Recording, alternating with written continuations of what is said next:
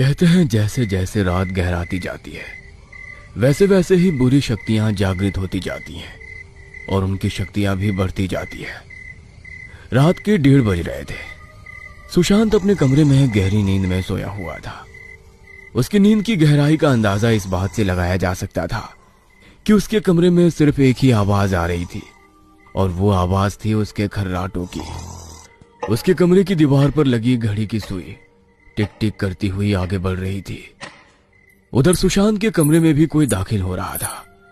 छम छम करते हुए उसके पैर की पायल उस काली रात में अजीब सी सिहरन पैदा कर रहे थे। वो एक स्त्री थी, नई शादीशुदा स्त्री। लाल रंग का जोड़ा पहन रखा था, जेवर से लदी थी वो, लेकिन उसका चेहरा पूरी तरह घूंघट में था। वो सुशांत के बगल में जाकर बैठ जाती है और सुशांत को जगाने लगती है।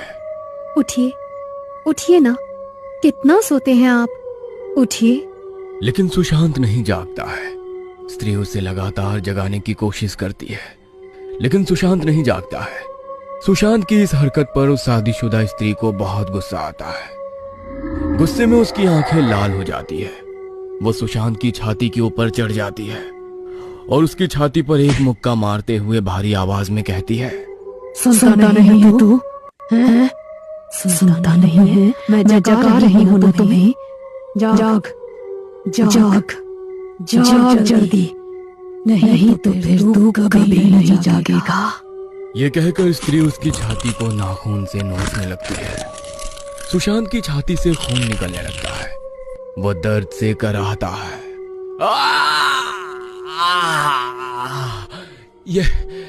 ये क्या कर रही हो तुम? ये क्या कर रही हो? ये कहकर वो जोर से चीखता है और उस चीख की आवाज से उसकी नींद खुल जाती है। वो बिस्तर पर हड़बड़ाकर बैठता है। उसका पूरा शरीर पसीने से भीगा हुआ था। उसे इस बात को सोचकर राहत मिलती है कि वो सब कुछ सपने में देख रहा था।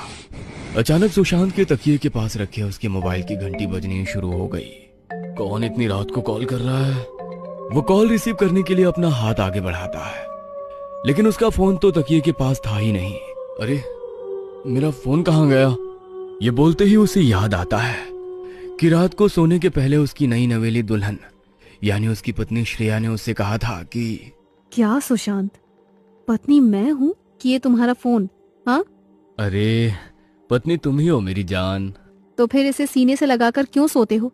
चलो इसे मुझे दो, मैं इसे वहां टेबल पर रख देती हूँ। ये कहकर श्रेया ने सुशांत के हाथों से फोन लिया और पास के टेबल पर रख दिया।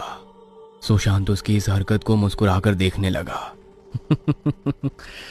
बहुत प्यार करती हो तुम मुझसे श्रेया। पता नहीं। बहुत ही रहस्यमय अंदाज में श्रेया ने यह बात सुशांत से कही। बहरहाल सुशांत अपनी आंखें मसलते हुए बिस्तर के दाईं ओर हाथ लगाता है और कहता है, श्रेया। लेकिन श्रेया तो वहां थी ही नहीं। लगता है वॉशरूम गई होगी। वो थोड़ी देर श्रेया का इंतजार करता है, लेकिन जब आधे घंटे तक वो नहीं आती है तो वो बिस्तर से उठता है और अपने कमरे से बाहर निकलता है। लेकिन जैसे ही वो बाहर निकलता है और बाहर जो देखता है उसे देखकर वो बिल्कुल सुन्न हो जाता है। वो देखता है कि श्रेया बाहर बैठी हुई है। उसके सामने मछली का एक्वेरियम टूटा हुआ पड़ा है। फर्श पर मछलियां तड़प रही हैं और श्रेया उन मछलियों को तड़पता देखकर खिलखिलाकर हंसी जा रही है। वो कोई नॉर्मल हंसी नहीं थी, बेहद भयानक और डरावनी हंसी थी। श्रेया, श्रेया ये सब क्या है? क्यों कर रही हो ये सब? मेरी मछलियां क्यों? ये कहकर सुशांत श्रेया के कंधे पर हाथ रखता है, लेकिन जैसे ही वो अपना हाथ उसके कंधे पर रखता है, श्रेया उसे अजीब नजरों से घूर कर देखती है और डरावनी आवाज में बोलती है, बहुत प्यार करता है ना तो इन मछलियों से। ले, मैंने सबका इंतजाम कर दिया है।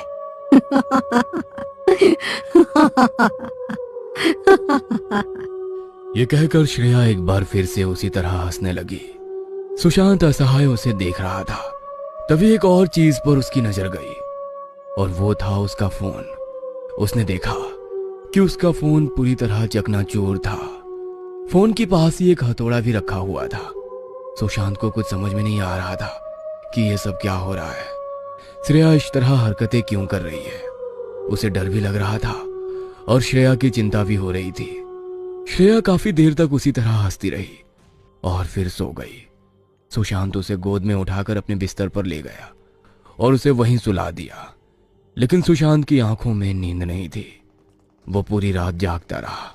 अगली सुबह उसने श्रेया से जब पिछली रात की सारी बातें पूछी। ये सब तुम क्या कह रहे हो? मैं भला ये सब क्यों करूंगी? मेरा दिमाग खराब थोड़ी हो गया है। श्रेया की इस बात पर सुशांत उसे लेकर बाहर ड्राइंग रूम में गया। लेकिन ड्राइंग रूम में जाते ही उसके चेहरे का रंग बदल गया। उसने देखा कि ड्राइंग रूम में उसका एक्वेरियम उसी तरह रखा हुआ है। उसकी सारी मछलियां भी बिल्कुल सही सलामत उसमें तैर रही हैं। वो एक्वेरियम के पास जाकर अपनी मछलियों को घूरने लगता है। लो, तुम तो कह रहे थे कि मैंने एक्वेरियम तोड़ दिया था कल रात को, लेकिन ये तो यहाँ पड़ा है। सुशांत अपनी आंखें फाड़े फाड़े श्रेया को देख रहा था और कुछ सोच रहा था। तभी उसके कानों में उसके मोबाइल फोन की घंटी की आवाज आई। मेरा फोन बज रहा है। वह भागकर कमरे में जाता है। वहां जाकर देखता है कि उसका फोन भी बिल्कुल ठीक है। सुशांत का दिमाग काम करना एकदम बंद कर देता है। उसे समझ नहीं आ रहा था कि ये सब क्या हो रहा है। कल रात को उसने अपनी आंखों से जो देखा था वो क्या था, और जो चीज वो अभी देख रहा है वो क्या है। वो सोचता रहा, लेकिन किसी भी सवाल का जवाब उसके पास नहीं था। तभी श्रेया उसके पास आई और चाय का कप उसे देते हुए कहा, सपने देखना थोड़ा कम करो और चाय का मजा लो, मैंने बहुत प्यार से बनाई है। सुशांत चाय पीते हुए श्रेया की ओर देखता है और फिर 1 महीने पहले श्रेया से उसकी मुलाकात का पूरा सीन उसकी आंखों के आगे घूमने लगता है। उस रात ऑफिस में बहुत सारा काम था, इसलिए उसे ऑफिस से निकलने में 12:30 बज गए थे। वो अपनी बाइक से अपने घर लौट रहा था। काफी खामोश रात थी वो, जैसा कि होती है। सुशांत की बाइक फुल स्पीड में थी। घर जाऊंगा और सीधा सो जाऊंगा। ये प्राइवेट जॉब भी ना खून चूस लेती है पूरा। सैलरी बढ़ाने के नाम पर इनकी मां मरती है, लेकिन काम पूरा चाहिए। साले गुलाम बना लेते हैं। इस महीने में जॉब छोड़ दूंगा, कोई दूसरी जॉब ढूंढूंगा जिसमें सुकून हो, चाहे पैसा कम हो, लेकिन बंदा लाइफ तो एंजॉय करे। सुशांत खुद से बातें करते हुए बढ़ा जा रहा था। अचानक बारिश शुरू हो गई, लेकिन उसने अपनी बाइक नहीं रोकी क्योंकि वह बहुत थका हुआ था। वह बस घर पहुंचना चाहता था जल्द से जल्द। अपने घर से वो 20 मिनट की दूरी पर था। तभी उसकी नजर एक कार पर गई। कार के पास ही एक बहुत ही खूबसूरत लड़की हाथ हिलाकर उसकी ओर इशारा कर रही थी। वो बारिश में भीग भी रही थी। शायद उसकी कार खराब हो गई थी और इस बारिश में उसकी कोई मदद करने वाला नहीं था। सुशांत का मन तो नहीं था, लेकिन उसने अपनी बाइक रोक दी। सॉरी, क्या आप मेरी हेल्प करेंगे? देखिए ना, मेरी कार खराब हो गई है। मेरे मोबाइल की बैटरी भी पूरी तरह से डेड हो गई है, तो मैं किसी को मदद के लिए भी नहीं बुला सकती। अरे डोंट वरी, लेकिन मैं आपकी क्या हेल्प कर सकता हूँ, क्योंकि मुझे कार का कोई आइडिया नहीं है। ओह, मुझे लगा कि... अरे कोई नहीं मैम, कार ठीक करने में मैं आपकी कोई हेल्प नहीं कर सकता, लेकिन मैं आपको घर तक तो छोड़ सकता हूँ अपनी बाइक पर, अगर आप कहें तो। वैसे आपका एड्रेस क्या है? सुशांत की बाइक पर श्रेया बैठ गई। सुशांत उसे लेकर उसके घर की ओर जाने लगा। रास्ते में ही बातों के क्रम में उसे पता लगा कि श्रेया एक कंपनी की सीईओ है। उसका मन तो किया कि वो उसी समय उससे नौकरी मांग ले, लेकिन अगर वो ऐसा करता तो श्रेया क्या सोचती, ये सोचकर वो चुप रह गया। श्रेया एक सुनसान इलाके में बने बड़े और बहुत पुराने से बंगले के पास उतर गई। Thanks Sushant, thank you so much. अरे इसमें थैंक्स की कोई जरूरत नहीं है। मेरी जगह कोई और होता तो वो भी आपकी हेल्प जरूर करता। सुशांत ये बोल ही रहा था कि तभी श्रेया ने उससे कहा, इफ यू डोंट माइंड तो मुझे अपना मोबाइल नंबर दोगी? Mobile number? हाँ, 8800। सॉरी सुशांत, वो क्या है ना कि मेरा फ़ोन डेड है, तो मैं सेव कैसे करूं? तुम एक काम करो, ये मेरा कार्ड रख लो। सुशांत ने श्रेया का कार्ड रख लिया। पूरे 24 घंटे तक वो उस कार्ड को घूर घूर कर देखता रहा और आखिरकार उसने कॉल कर ही दिया। मैं तुम्हारे ही कॉल का वेट कर रही थी सुशांत। मेरे कॉल का? आपको कैसे पता कि मैं आपको कॉल करूंगा? बस ऐसे ही इंट्यूशन हुआ। श्रेया और सुशांत उसी शाम एक कॉफी हाउस में मिले। हालांकि श्रेया पूरे 1 घंटे लेट आई थी कॉफी हाउस में, लेकिन सुशांत ने उसका वेट किया क्योंकि आज वो तय करके आया था कि अरे क्यों मानेगी वो बुरा? मैं कह दूंगा कि मैं इस नौकरी से खुश नहीं हूँ, प्लीज मुझे अपनी कंपनी में कोई नौकरी दे दे। सुशांत एक नौकरी की तलाश में था, लेकिन उसे क्या पता था कि वो कंपनी का मालिक बनने वाला है। उसी शाम श्रेया ने सुशांत से अपने प्यार का इजहार कर दिया। प्यार? ये आप क्या कह रही हैं मैम? मुझसे प्यार?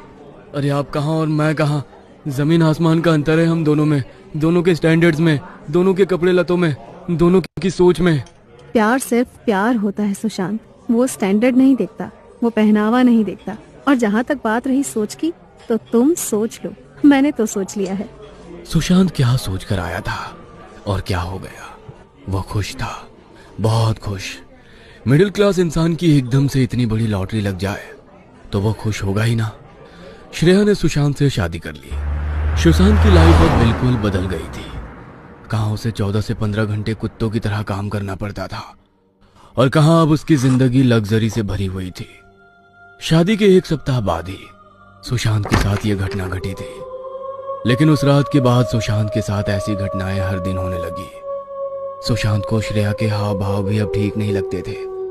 श्रेया का ना तो कोई दोस्त था और ना ही रिश्तेदार। श्रेया किसी कंपनी की सीईओ तो थी, लेकिन वो सारा दिन घर में रहती थी, कभी ऑफिस नहीं जाती थी। यही नहीं, श्रेया के घर के आसपास दूर दूर तक कोई नहीं रहता था। एक बार उसने श्रेया से इस बारे में पूछा तो श्रेया ने उसे घूर कर देखा कि वो भीतर ही भीतर उससे डर गया। पिछले कुछ दिनों से उसे यह भी लगने लगा था कि श्रेया उसे मारना चाहती है। एक रात तो श्रेया उसकी छाती पर बैठकर उसका गला दबा रही थी। जब सुशांत ने उससे इस बारे में पूछा तो उसने कहा कि पता नहीं मुझे क्या हो गया था सुशांत। मुझे लगा कि कोई ताकत है जो मेरे ऊपर हावी है, बस वो जो मुझसे करवा रही है मैं कर रही हूँ। सुशांत अब डरा डरा रहने लगा था। शादी के बाद उसे घर के बाहर जाने की भी इजाजत नहीं थी। एक दिन वो जबरदस्ती बाहर जाने की जिद करने लगा तो श्रेया ने अपने हाथ की नसें काट ली। श्रेया की इस हरकत ने सुशांत के रोंगटे खड़े कर दिए। सुशांत हर दिन मर रहा था। वह भागना चाहता था इन सब से पीछा छुड़ाकर, लेकिन वो भाग नहीं पा रहा था। एक रात की बात है, सुशांत बिस्तर पर लेटा हुआ मोबाइल स्क्रॉल कर रहा था। श्रेया बाहर लॉन में टहल रही थी। तभी सुशांत की नजर एक आर्टिकल पर गई, जिसे पढ़कर वो पूरी तरह चौंक गया। वो आर्टिकल प्रेतनी पर थी। उसमें लिखा हुआ था, कई लड़कियां जो एक्सीडेंट का शिकार होकर या आत्महत्या करके कुंवारी अवस्था में ही मर जाती हैं, वो प्रेतनी बन जाती है। कुंवारी अवस्था में मृत होने पर उनकी शारीरिक इच्छा तृप्त रह जाती है, इसलिए वो इंसानों से इंसान के वेश में आकर मिलती है। अमावस्या की रात जब तेज बारिश हो रही हो, तब रात के 12 बजे से 3 बजे तक ही ये आत्माएं अपने शिकार पर निकलती हैं। उनसे शादी करती हैं, स्त्री रूप में उनके साथ सहवास करती हैं, उन्हें कैद करके कुछ दिन रखती हैं, फिर उन्हें मार डालती हैं। ऐसी प्रेतनियां सिर्फ कुंवारे लड़कों का ही शिकार करती हैं। सुशांत उस आर्टिकल को पढ़कर बेहद डर गया। उसे पता नहीं ऐसा क्यों लगने लगा कि श्रेया एक मामूली लड़की नहीं है, वो प्रेतनी है, क्योंकि आर्टिकल में लिखी सारी बातें उससे मिल रही थी। सुशांत बेहद घबरा गया। वह वहां से किसी भी कीमत पर भागना चाहता था, चाहे इसके लिए उसे कोई भी कीमत चुकानी पड़े। सुशांत रसोई घर में गया, वहां से अपने हाथों में चाकू लिया और बाहर की ओर निकला। बाहर श्रेया खड़ी थी। सुशांत ये क्या है? ये चाकू तुम्हारे हाथों में क्या कर रहा है? सुशांत ने श्रेया की बातों का कोई जवाब नहीं दिया। उसने पूरी ताकत से श्रेया के पेट में चाकू भोंक दिया। खून की तेज धार श्रेया के पेट से निकलने लगी। वह दर्द से कराहने लगी।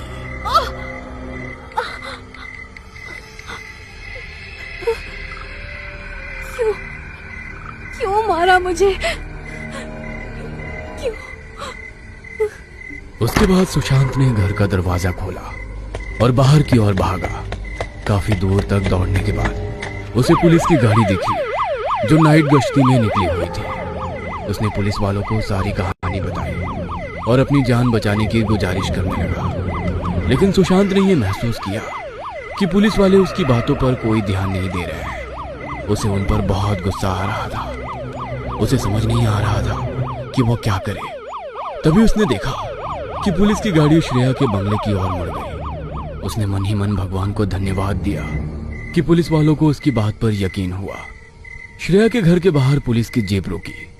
सुशांत पुलिस इंस्पेक्टर के साथ घर के अंदर दाखिल हुआ, लेकिन अंदर दाखिल होते ही सुशांत ने जो देखा उसे देखकर वो सन्न रह गया। उसने देखा कि अंदर उसका मृत शरीर लहूलुहान अवस्था में पड़ा हुआ है। पुलिस वाले उसकी लाश को उठाकर गाड़ी में डाल रहे हैं। ये देखकर सुशांत चीखता है, चिल्लाता है, पुलिस वालों से अपनी बात कहने की कोशिश करता है, लेकिन सुशांत अब जिंदा कहाँ था, वो तो मर चुका था। उस प्रेतनी स्त्री ने उसे अपना शिकार बना लिया था।